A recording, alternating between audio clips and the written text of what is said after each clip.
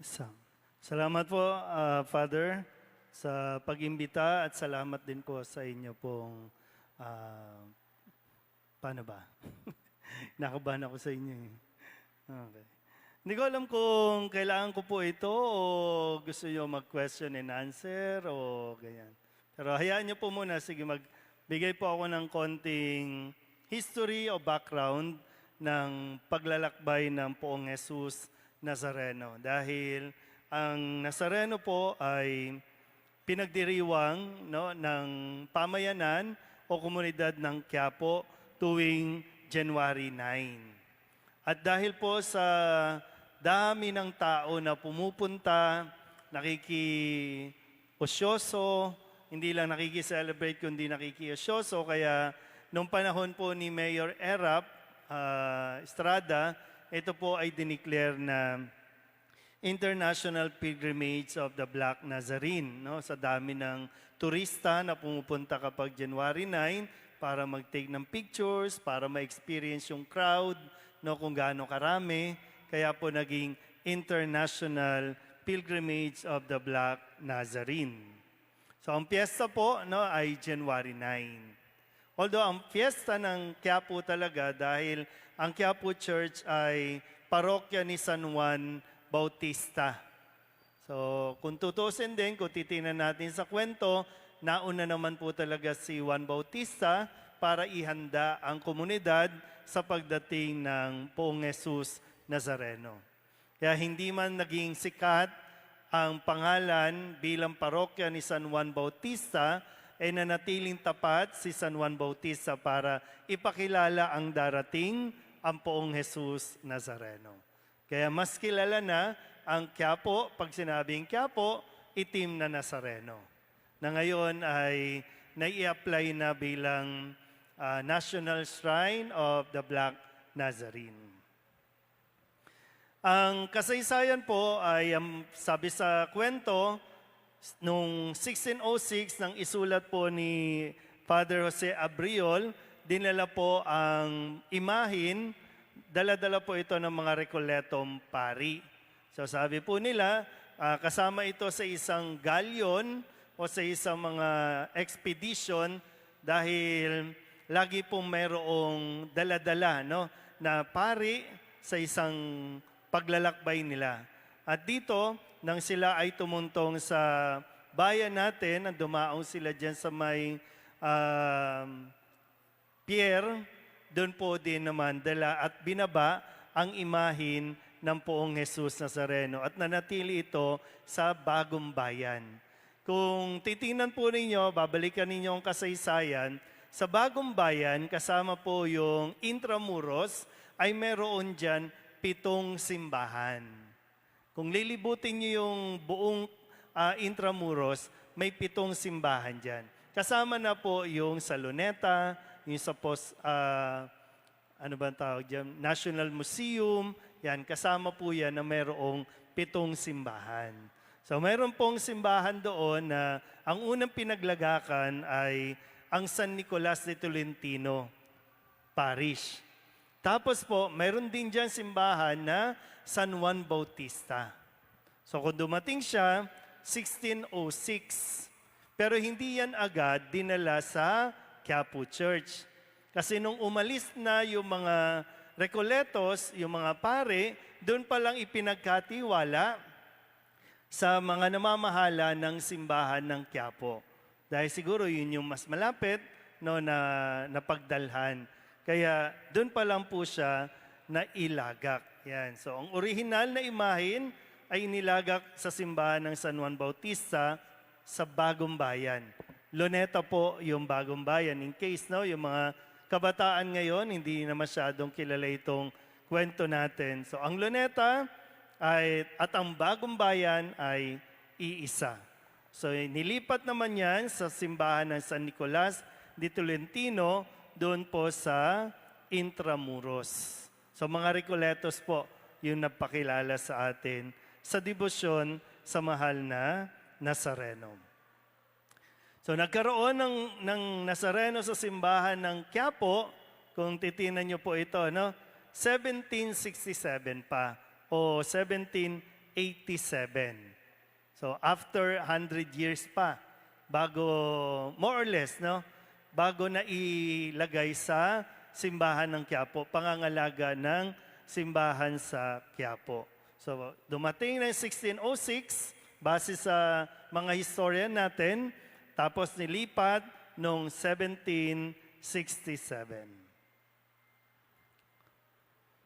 So mayroon po sa kwento na Nazareno ng mayaman at Nazareno ng mahirap. Yung Nazareno ng mayaman, ito yung mga medyo Kastila. No? Ito yung puti, maputi. Tapos, siyempre, dumaan ng lindol o dumaan ng gyera. Yung Nazareno ng mayaman, yun yung nasira. At yung Nazareno ng mahirap, which is yung itim, kasi Indio, no, yung mga para sa Pilipino, no, para sa yun yung nanatili. Sabi po sa mga kwento-kwento. So dalawang imahen, pero ang naiwan lang ay ang para sa mahihirap. Pero siyempre ngayon hindi na natin yan tinitingnan bilang ito yung para sa amin mahihirap. Kundi mas nakikita lang ng bawat Pilipino na sa imahe ng Nazareno ay mas nakaka-relate ang mga tao. Mas nakaka-relate po sa pinagdaraanan ng bawat isa na anuman, no? Anuman ang pinagdaraanan, kapag tiningnan mo ang imahe ng Nazareno, makaka-relate siya o nakaka-relate tayo. At ito yung nagbibigay sa atin ng pag-asa. Madalas ko po sinasabi, tingnan nyo nga po ang imahe ng Nazareno. Bakit marami po ang naa-attract sa imahe ng Nazareno? Yan. Kasi po, yan ang imahe na hindi na kinakailangan magsalita, pero kapag tiningnan mo yan, mararamdaman mo ang pagmamahal ng Diyos. Na hanggat pasan-pasan niya at pinapasan niya ang krus. Tandaan niyo po, no? Hindi lang basta ipinapasan yan. Kusang pinasahan ni Jesus ang krus dahil sa pagmamahal. Pag-ibig ng Diyos. Sabihin niyo nga po sa katabi ninyo, mahal ka ng Diyos. Yan. At yan po, no, ang pangalawang natutunan ko po, no, sa imahe ng Nazareno, dahil noon din ay napapaisip din ako, bakit ang dami-daming pumupunta sa Quiapo? No, dati po, hindi naman talaga ako deboto, hindi naman po ako talaga parang fan, no? Para sa akin, magulo yung prosesyon, magulo yung pista. No? Pero, yun nga, may sariling paraan ang Diyos para maunawaan ko ang debosyon. Kaya nung ako po ay naging pare, diyan naman ako na-assign, no, sa Quiapo para mas maging malinaw. Siguro, ganun talaga magturo ang Diyos. No? Yung dating ayaw mo kasi pakiramdam mo ang gulo-gulo, pues diyan ka mismo. No?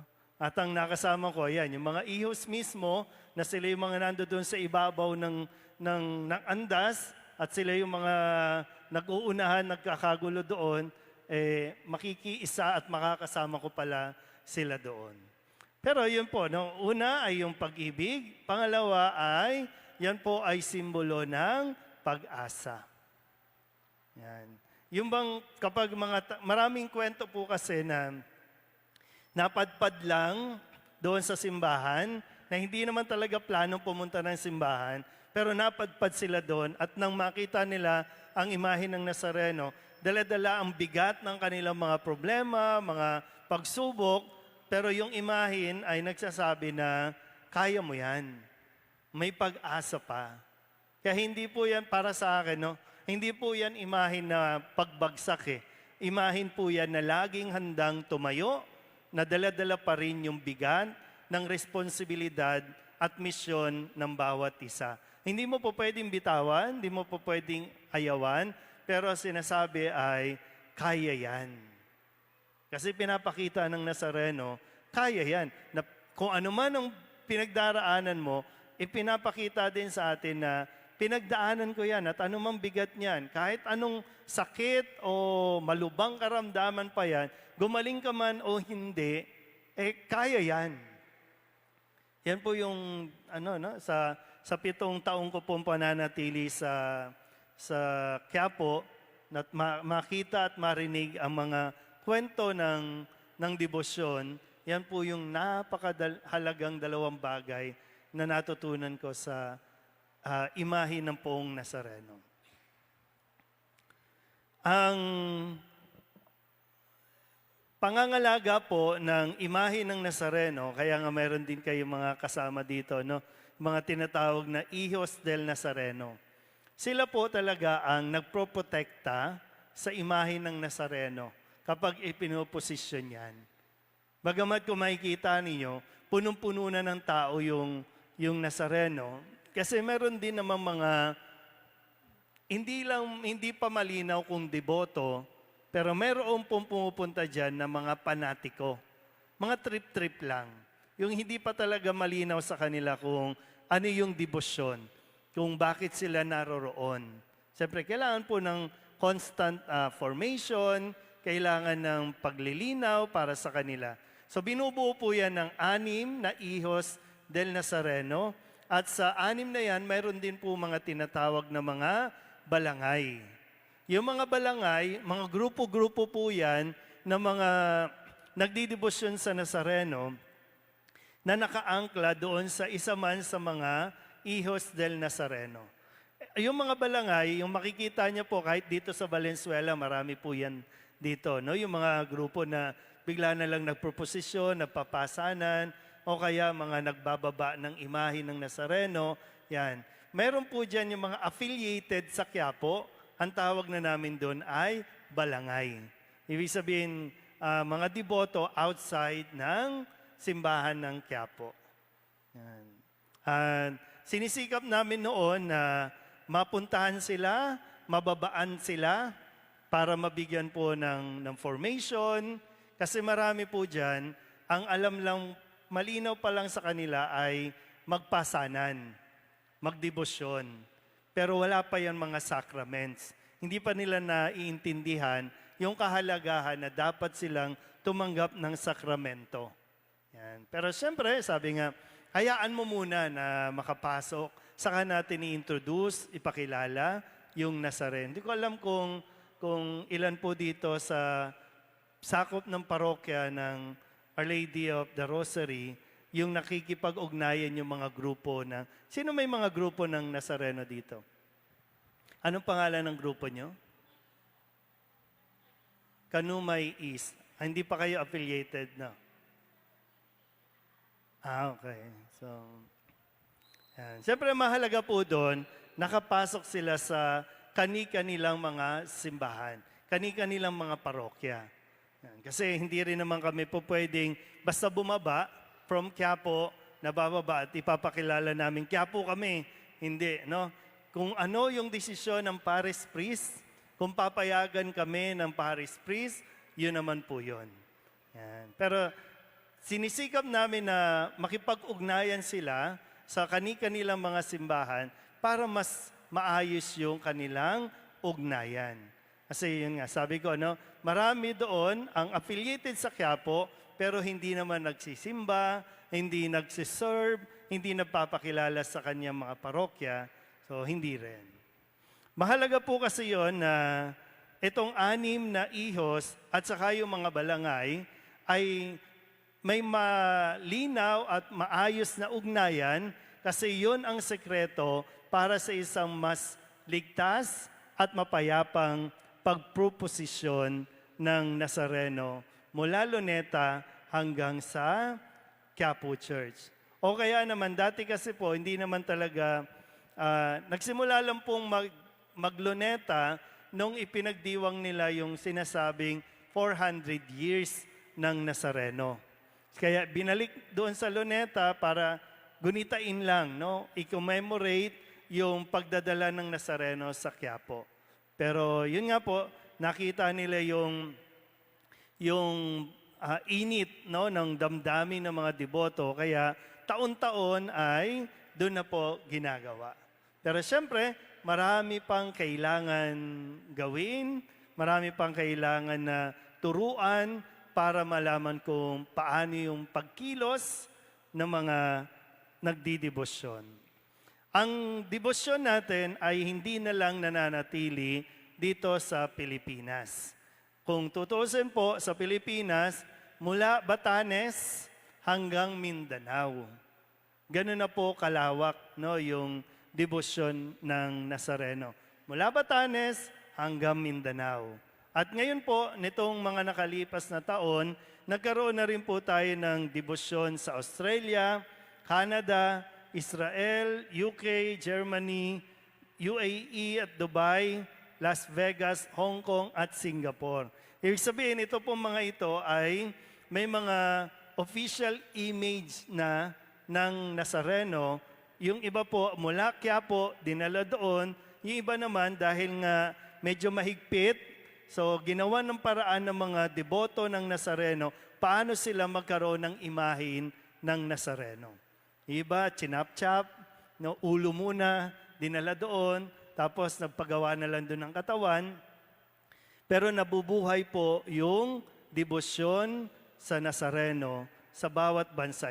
Ito pa lang po yung official na naka-affiliate din sa Quiapo, yung may connection na sa Quiapo. Pwedeng mas marami pa, basta't may Pilipinong deboto, may debosyon sa Nazareno. Yan. So yan na po, ganyan na po kalayo din ang paglalakbay ng Nazareno. Nung 2 years ago lang, yan, nung dinala po namin yung imahe ng Nazareno sa Israel. Kasi doon mismo sa Israel, walang imahe ng Nazareno. Kung saan siya, no, sa Jerusalem, kung saan siya nagpasa ng krus, pinako, wala yung imahe ng Nazareno. Pero ngayon, yun po, no, mayroon na sila doon. May community rin ng Filipino doon na nagdidebosyon na sa Nazareno. Ang lawak po o sakop ng kapisahan ng itim na Nazareno na tinatawag na social phenomenon kasi nga hindi lang ito Quiapo, no? Hindi lang ito Quiapo, kundi maraming agencies, government agencies ang kinakailangan magtulong-tulong, magsama-sama para matiyak na ligtas at mapayapa ang pagdiriwang ng pista ng Nazareno. So hindi na lang ito local concern, kundi naging national concern. Nung nandoon pa po kami sa Quiapo, August po nagsisimula ang planning. August din po magsisimula yung calendaring, yung mga meeting sa iba't ibang mga agencies, mga sa DND, kung ano pa man, no? AFP, police, lahat po yan ay minimit na namin para ma-secure na ligtas ang mga debotong pupunta sa January 9. Ganun po kalawak, yung concern na saklaw nitong pagdiriwang na ito ng Pista ng Nazareno o traslasyon. So yung traslasyon po tandaan nyo, traslasyon ay yung paglilipat, yung transfer ng imahin mula doon sa Bagong Bayan na inilipat sa Quiapo Church. Yan. So yan po yan. So isa lang ito sa, kung makikita niyo yung pictures, ilan lang po yan sa mga nakaka-meeting namin. MPD, MMDA, Department of Health, Coast Guard, siyempre yung mayor ng City Hall, at yung iba pang mga kapulisan. Yan. So ganyan po kalawak ang paghahanda din, no, ng Nazareno. Hindi ko lang alam ngayon kung balik na sa Luneta, although last year, binalik sa Luneta na walang prosesyon. Okay. So, ang itim na Nazareno ay pagdiriwang hindi lamang ng deboto, kundi ng lahat ng Pilipino. Yan. Sino na po ang nakapunta ng January 9? Kapag pista ng Nazareno. Iba, takot kayo? Huwag matakot. Huwag matakot doon. Magulo lang pag tiningnan mo, pero pag nandoon ka na, makikita mo na hindi naman po magulo. Maayos naman siya. Basta sumunod ka lang sa daloy, sumunod ka lang sa agos, no, ng tao, hindi ka maguguluhan yan. Siyempre, huwag na kayong magdala ng mga ginto-ginto sa katawan ninyo, ha? Kasi mawawala yan. Itong imahe na ito ay sa ano po ito, no? Sa Cagayan de Oro. Yan. Tama ba? Yan. Sa Cagayan de Oro po yan. Kasi yan yung unang imahin na galing sa Quiapo. Dinala sa Cagayan de Oro at taon-taon na rin ay nagkaroon na ng translasyon doon. Kasi nasimulan nila sa Cagayan de Oro na maayos, kaya tuloy-tuloy po yun. Sa atin kasi dito sa Manila, medyo napabayaan, hindi lang masyado naayos. Kasi pag hindi pinotektahan ng mga iyos ang Nazareno, baka magkagutay-gutay yan. No, dahil nga basta sugod lang ng sugod. Tapos marami din dyan mga hindi deboto, kundi debote. No? Mga trip-trip lang, lasing pag mapupunta ng Quiapo. Lasing para hindi nila maramdaman yung sakit, no, na matapakan, matanggalan ka ng kuko sa daliri ng paa. So, kaya gano'n, namamanas. Pero, siyempre, isa yon sa itinatama natin. Na po pwedeng magdiwang ng kapisahan ng Nazareno nang hindi nag-uunahan sa paghawak ng Nazareno. Dahil, ang imahe ng Nazareno, katulad dito, andiyan lang. Pwede mong hawakan buong taon, pwede kang pumila, no? Pero siyempre, may mga pagkakataon ng isang deboto sa tindi ng kanyang pangangailangan, hahamakin mo lahat, no? Para lamang marating mo, mahawakan mo ang Nazareno. So meron namang mga pure intention, meron namang medyo hindi pa malinaw, no? Pa-picture lang, may pa-cute lang, yan. So, tingnan natin. Ha? So, ang translasyon, ito yung procession ng image ng Black Nazarene mula Luneta, papunta ng Quiapo. Nagsimula lang yan noong 2009. Okay, 2009. Yan. So, gaya ng nabanggit ko kanina, no, bakit itim? Okay? Mga kwento-kwento na bakit itim ang Nazareno. Yung iba sabi ay nasunog. Yung iba naman kasi nga nasa galyon, no? Pero itim dahil sa uri ng kahoy. Ha? Itim dahil sa uri ng kahoy. Although mas madaling nakarelate yung Pilipino dahil sa kulay natin mga kayumanggi. Yan. So na-relate na natin yon na laging nag-aanyaya na lumapit ka sa Nazareno. Basa nga po, sa poong Nazareno,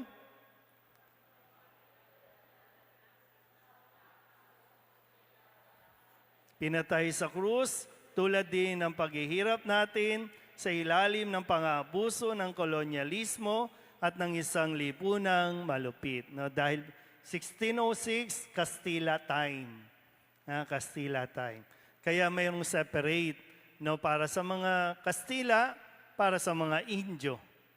Yan. So, dalawa ang Nazareno. Pero ang naiwan ay yung itim. Basa. Si Jesus, ang Diyos na nagkatawang tao upang iligtas ang tao. Siya ang Diyos na nakikipagkapwa-tao, naiintindihan niya tayo.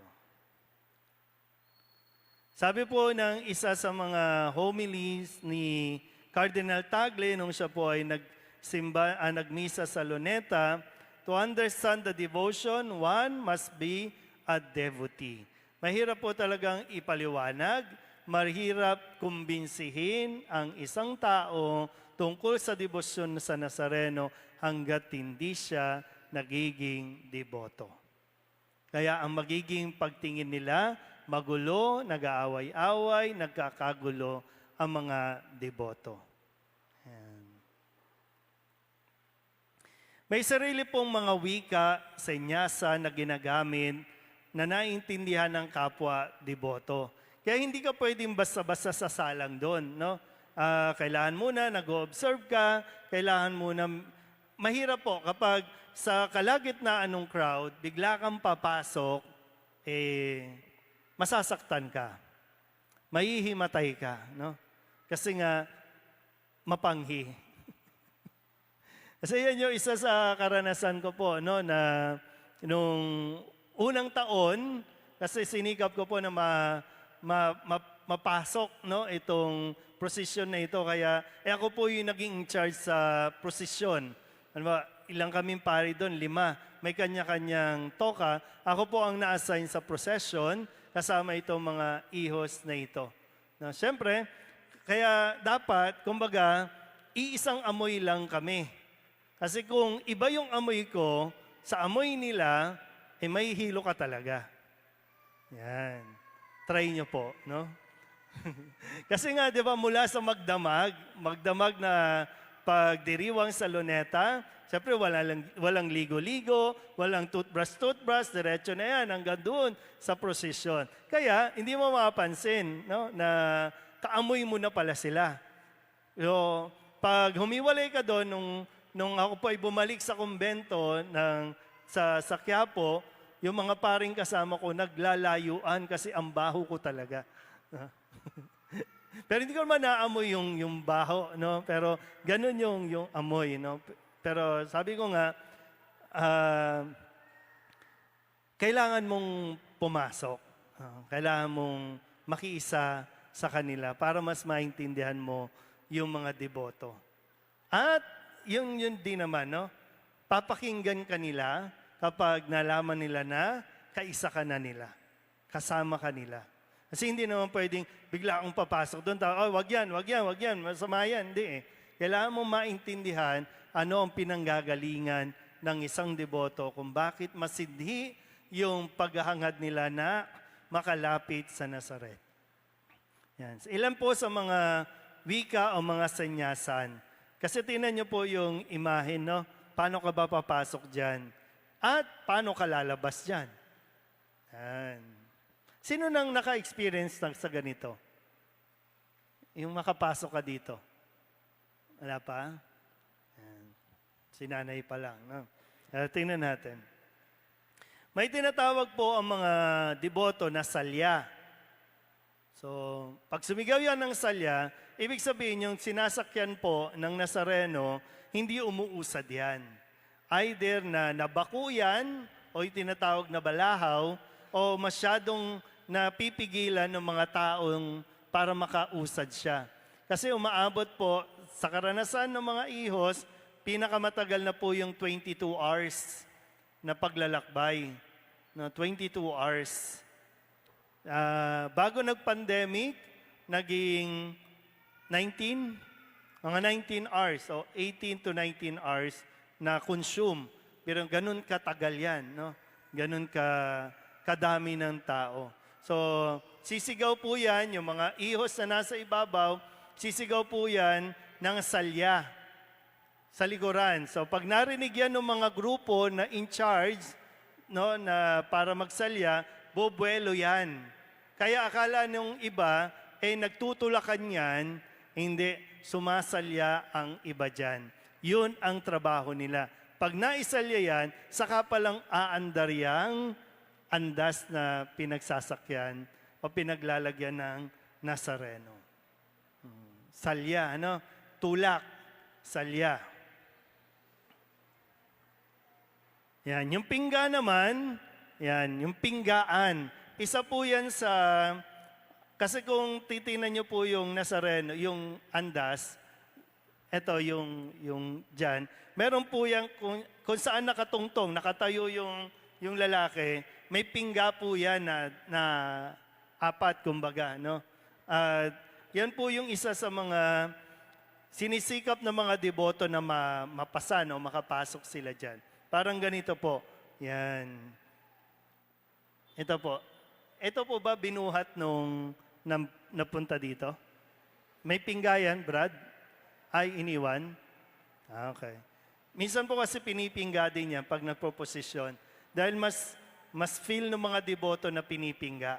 Pero dahil may mga lugar na hindi sila maayos, nag-uunahan, delikado kung ipipingga. Kaya mino-motorcade na lang nila yan. Pero kung maayos naman yung coordination, kayang-kayang ipingga, Yon, mas feel ng mga deboto yon, yung pingga. Kasi yung pinapasan. Alam niyo yung ang Nazareno, yung procession, yan po ay halimbawa ng bayanihan natin.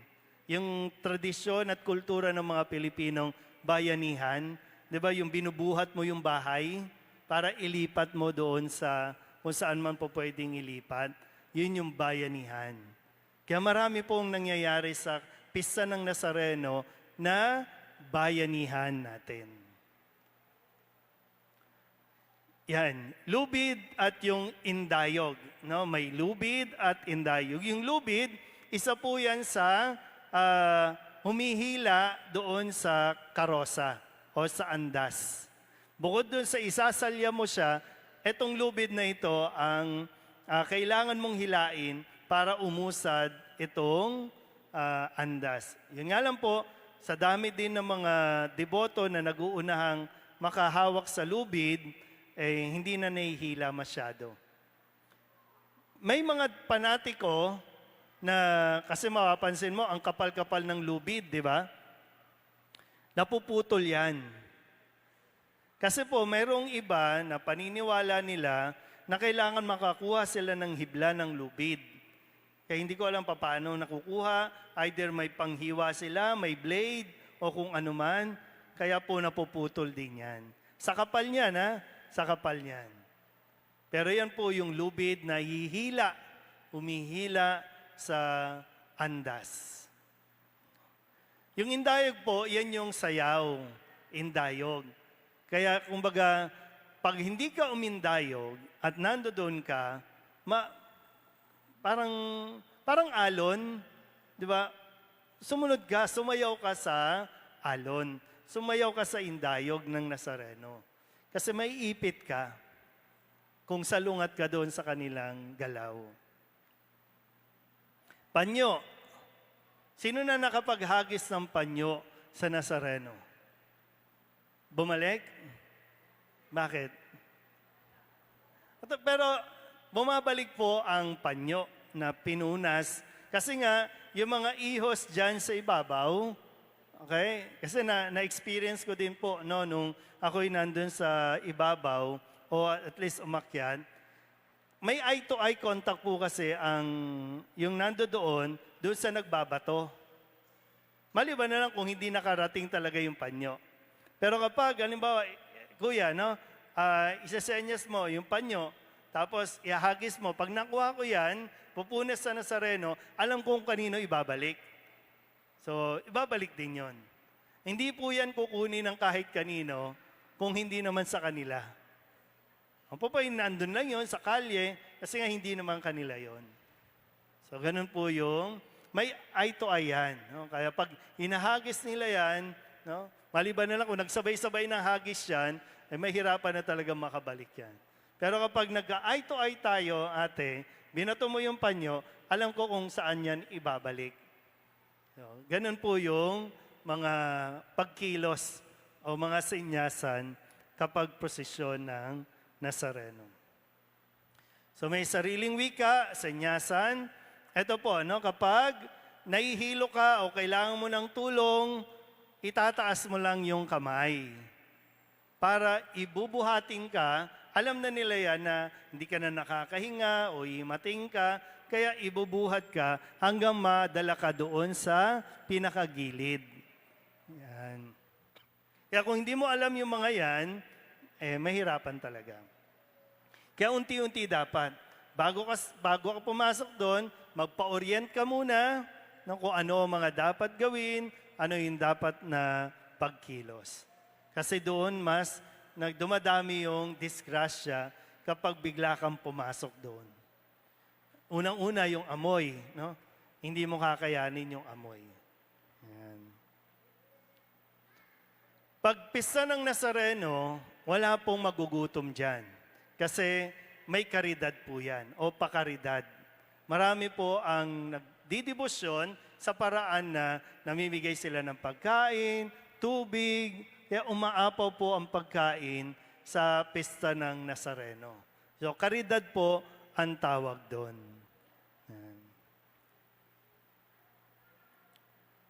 Yan. Basa nga po.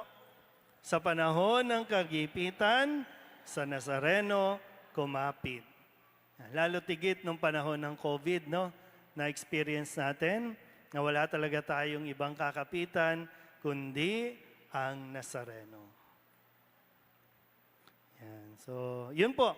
Sana sa maikling kasaysayang ito at kwento na aking puring naranasan mismo doon sa simbahan ng Quiapo at Pista ng Nazareno, nawa ay nakatulong kahit papano po sa inyong lahat at maging malinaw kung ano ang debosyon natin sa Nazareno. Okay? Sige po.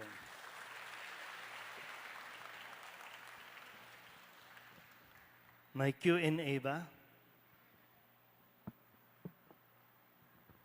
Yes po. Yes po, Father. Meron po.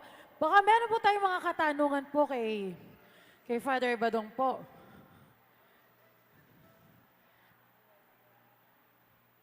Meron po ba?